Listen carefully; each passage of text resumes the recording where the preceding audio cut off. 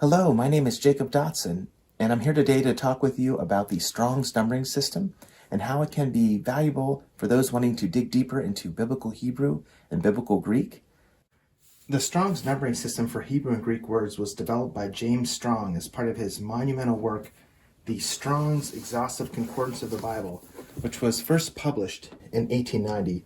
The system assigns a unique number to each root word of the Hebrew or the Greek text of the Bible. His concordance was originally designed for the King James Version of the Bible, and I'm just going to flip and show you quickly what the Hebrew and the Greek dictionaries look like. You can see here each Hebrew word has a corresponding Strong's number, and the same is true in the Greek text. And you could look up the Strong's number, turn to this part of the dictionary, get more information about the Greek or Hebrew word, and then go back to the concordance and search for additional appearances of that word. And this is a way to get to the deeper meaning of the Hebrew text and the Greek text behind our English translations. Since the original has come out, there have been a variety of updates for other translations of the Bible. Here's an example of one for the NASB, following the same format of a concordance at the beginning with a coded Hebrew and Greek dictionary at the back. There was even a concordance developed for the NIV, this one not following directly the Strong's numbers, but instead using the Edward Goodrich and John Kohlenberger numbering system. In the back of this volume, there is a index that will show the comparison between the Goodrich Kohlenberger numbers and the Strong's numbers. And that's a way, if you have familiarity with the Strong's numbering system, that you can still look up things with this concordance. Now, sometimes it might be preferable to work with the original language text directly. And there is fortunately this Interlinear Bible, Hebrew, Greek, and English, developed by J.P. Green. And the wonderful thing about that is you have the Hebrew text, and right below each Hebrew term, you have an English translation, and above each Hebrew word, you have the corresponding Strong's number. So this is another way to get to the text behind our English translations. The same is true for the New Testament portion, which I'll turn to now and show you. You can see the Greek words with the English translation below and the Strong's number above. If one didn't have as much familiarity with Greek or Hebrew, you could still use this resource to see the words appearing behind our English translations as they appear in the context of the passages versus having to look them up in a concordance. If that seems too daunting, there are additional resources that make it even more accessible. For example, the Complete Word Study Old Testament. There's also a New Testament volume, but this resource takes the English text of the King James Version. There are other translations, I believe, in this series as well, but this particular volume uses the King James. And you have the English word, and then right above it, you have the Strong's number. And so this is even a more immediate jump into the English text with the corresponding Hebrew or Greek Strong's word coded above it. So once somebody has had a chance to delve into these resources, you might say, okay, you know briefly a description of the Hebrew or the Greek word. How do you go deeper with that information? And so what I'd like to do now is show you several resources that are also coded to the Strong's numbering system that would help you do that. And I'd like to begin by looking at these two expository dictionaries. I think of these two, the one that would be more likely recognized is the Vine's Complete Expository Dictionary of Old and New Testament words, just because it's been around a lot longer.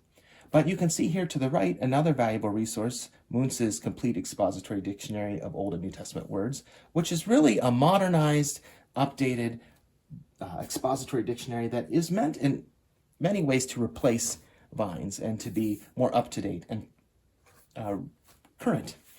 But I will say for both of these resources, if you are working with the English text, if you open the resource, you can find an English entry for a word, and then as you go down that word, it will show you different Greek or Hebrew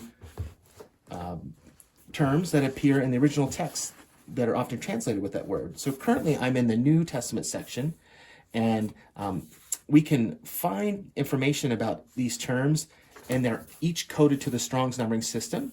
And that's really convenient. Beside each word, you can see the corresponding Strong's number. So if you need to find the word and get more information about it, an expository dictionary like that, once you find the original Strong's word, you can open this and find your way to that section. There is also an Old Testament section, and you can see the Hebrew words in this section. And beside each Hebrew word, you also have, once again, the Strong's number.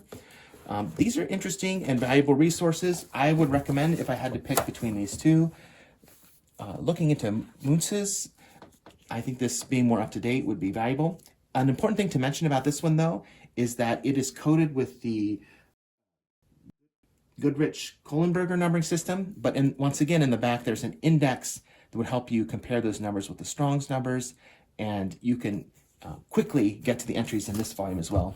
So both of these would be good introductory volumes, jumping out into the deeper meanings of words for the Hebrew and the Greek. And then there are these word studies dictionaries, which are quite interesting. And the valuable thing about these, they give, as you can see in terms of their thickness, if we compare them with these volumes, there's a lot more content in each of them. And in addition to that, they're directly coded to the Strong's number, so you don't have to use any type of index or look a word up in English and then try to find it that way. You can just go directly to the Strong's number, and there it will have the term with a longer entry related to its meaning. So this is the Hebrew volume here that I'm showing you.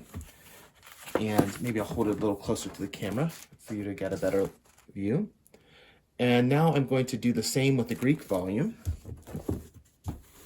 These are probably the easiest to use if you're working with the interlinear that I showed you before, and you want to quickly jump back and forth and get into the words very fast.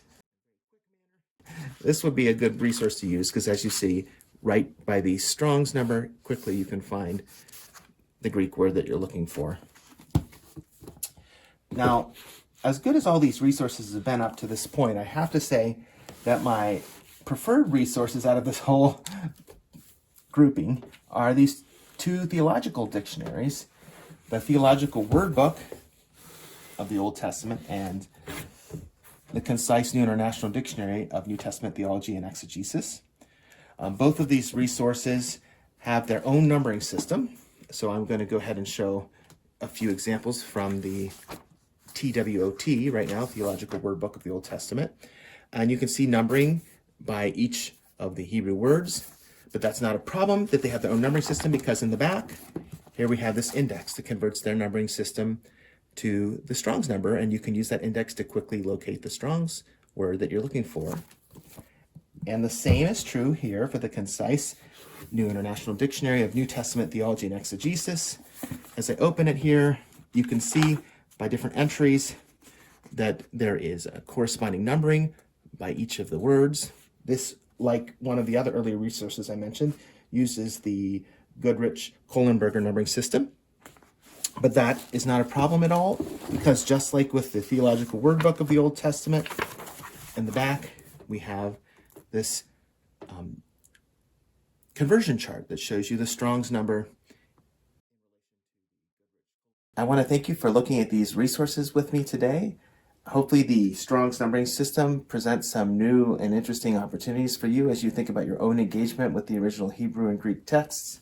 Whether you prefer an interlinear, a concordance, expository dictionaries, word study resources, or theological dictionaries, whatever the case may be, I hope that you find a resource that provides additional information about the rich meanings of the Hebrew and Greek terms behind our modern Bible translation. Thank you again, and until next time, goodbye.